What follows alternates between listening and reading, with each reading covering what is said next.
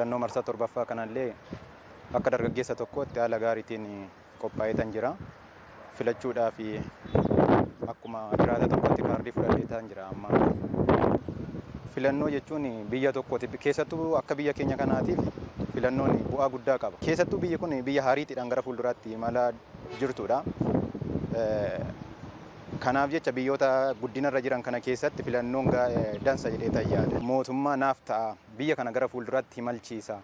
Karaa diinagdee, karaa barnootaa, poolitikaa hundumaanuu biyya kana fuulduratti imalchiisee ta'anii akkota biyyoota guddatanii nan qixxeessa kan jedheetu mootummaa jedhee yaadu filachuu qabu.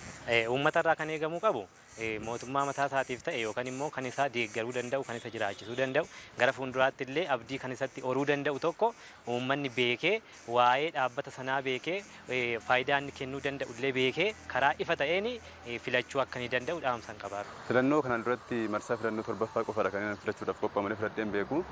Filannoodhaaf immoo haaldureewwan jiran hundumayyuu kaardii filannoo fudhadhee qophii jiru xumureera. Dargaggeessi kamiyyuu umurii isaa 18 walitti kan ta'e waraqaa eenyummaa yookiin immoo waraqaa seebsuu kan qabu kamiyyuu jechuudha bakka buufata filannootti deemee kaardii filannoo fudhatee filachuudhaaf akka qophaa'u asumaan dhaamsa koo dabarfadha.